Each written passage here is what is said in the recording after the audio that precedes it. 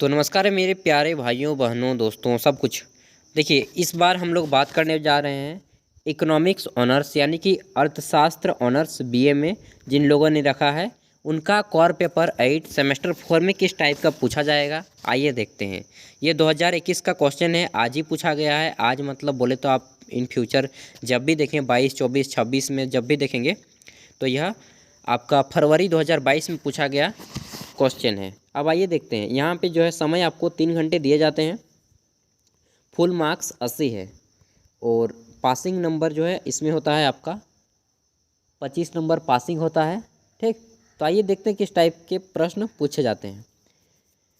Candidate are required to give their answer in their own words as far as practicable, यानी कि आप जो अपने ही शब्दों में जानते हैं उसी में लिखें, ज़्यादा बेटर होगा। यहाँ पे एक चीज़ बोला गया है कि आंसर एनी 5 क्वेश्चन इन विच, यानी कि किन्हीं 5 प्रश्नों के उत्तर देने हैं। जितने भी दिए गए हैं उनमें से किन्हीं 5 का ही उत्तर देना है, जिसमें से प्रश्न संख्या 1 आपका कंपलसरी है, यानी कि प्रश्न संख्या 1 को बनाना ही बनाना है। उसके बाद जितने बचते हैं उधर के 4 प्रश्नों को हल करना है। प्रश्न संख्या 1 बनाना है लेकिन। तो यहाँ पे है प्रश्न संख्या 1, 2 नंबर के प्रश्न हैं, 4 प्रश्नों के जवाब दीजिएगा, 8 नंबर मिलेंगे। तो पहला है निम्नलिखित में से कौन सा विकल्प सही है, चयन करें। पहला है फादर ऑफ एस्थेटिक्स इज, यानी कि सांख्यिकी का जन्मदाता किसे कहा जाता है। यहाँ पे देखिए, गॉटफ्राइडर आकेनवॉल को, या फिर प्रोफेसर यूल तथा कैंडाल को, या डॉक्टर A.L. बोवेल को, बाउले को, या हॉरेस सेक्राइट्स को। तो ये सब अंग्रेज़ों का नाम है, विदेशी व्यक्तियों के। देखिए, मुझे यहाँ पे कुछ आंसर नहीं मालूम है, ये तो मेरा दोस्त का पेपर है इसलिए मैं डाल रहा हूँ, ठीक ना। तो आपको पेपर का आंसर स्वयं ढूंढना है क्योंकि एग्ज़ाम आपका है, मेहनत तो आपको ही करना पड़ेगा। तो अगला है गवर्नमेंट पब्लिकेशन इज, यानी कि सरकारी प्रकाशन है। इनमें से कौन सा सरकारी प्रकाशन है। प्राथमिक संवक यानी कि प्राइमरी डाटा, सेकेंडरी डाटा यानी कि द्वितीयक संवक, या इन दोनों में से दोनों, ए या बी, या इनमें से कोई नहीं। तो बोथ A and 2 इसका आंसर होगा। आप चेक कर लीजिएगा, ये मेरे दोस्त ने मारा है, मैंने नहीं। अगला है mark obtain by 5 student in statics are, यानी कि क्वेश्चन है 5 विद्यार्थियों के सांख्यिकी के प्राप्तांक हैं 1, 2, 3, 4 और 5, ठीक ना। तो पूछा गया है कि सीरियल नंबर है, ये मार्क्स ऑब्टेन किए हैं ये चारों स्टूडेंट है और इनका प्राप्तांक है, एक 60 लाया है, एक 55 लाया है, एक 80, एक 85 और एक 70 नंबर लाया है। इनमें से प्राप्तांक एबव सीरीज, तो सबसे हाईएस्ट प्राप्तांक किसका है, तो देख लीजिए स्टूडेंट किसका है, स्टूडेंट नंबर 4 का है, 85 नंबर लाया है जी। तो व्यक्तिगत श्रेणी एबव सीरीज इज, व्यक्तिगत श्रेणी, इंडिविजुअल सीरीज, या खंडित श्रेणी, या इसको क्या बोलते हैं इंग्लिश में, डिस्क्रेट सीरीज। 3 नंबर है अपवर्जी श्रेणी और चौथा है समावेशी श्रेणी।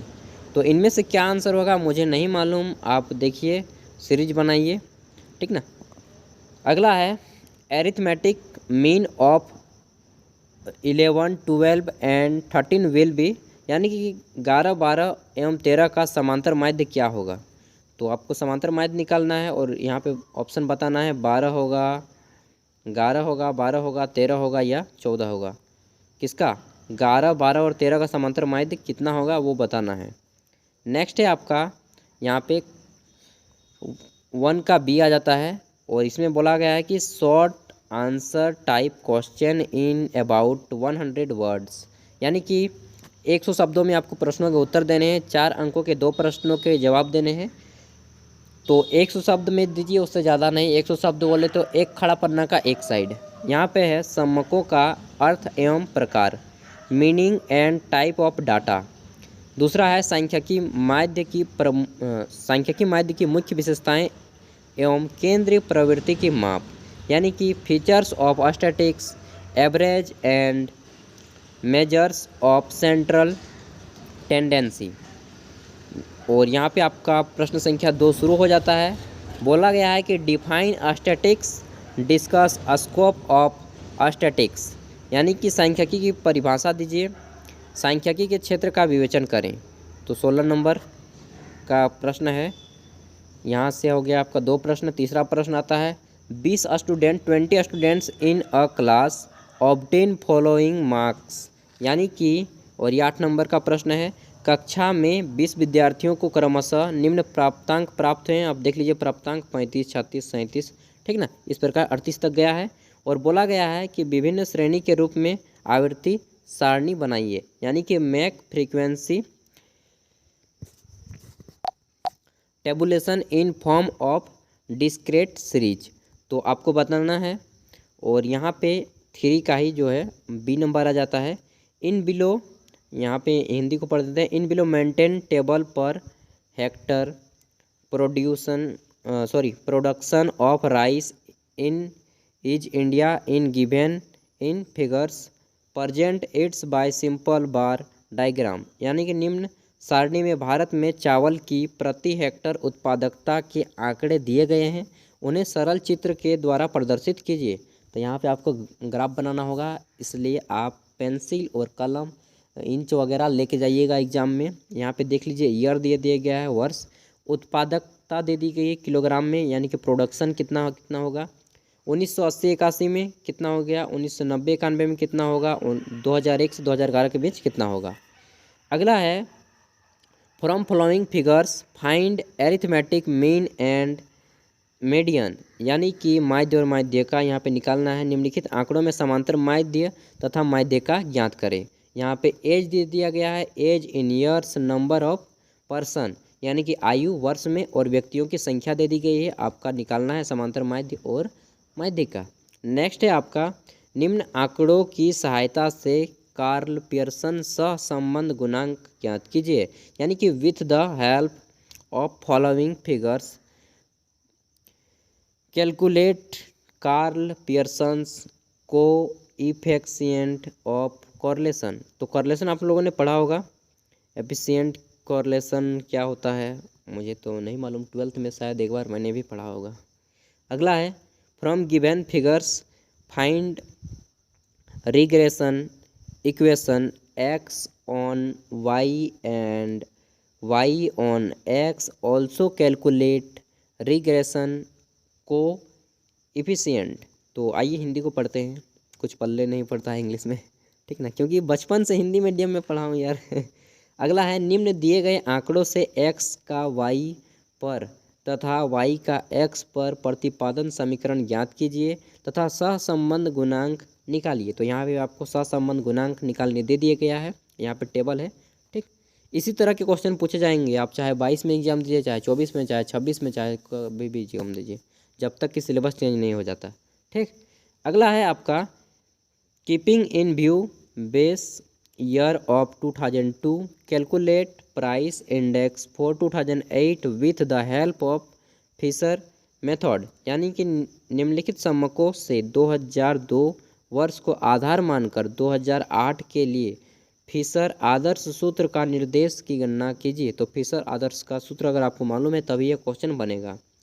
यहाँ पे आर्टिकल दे दिया गया है, यहाँ पे ईयर दे दिया गया है 2002 यानी कि वर्ष, प्राइस यानी कि मूल्य दे दिया गया है, क्वांटिटी दे दिया गया है मात्रा, और ईयर दे दिया गया है 2008 प्राइस एंड क्वांटिटी।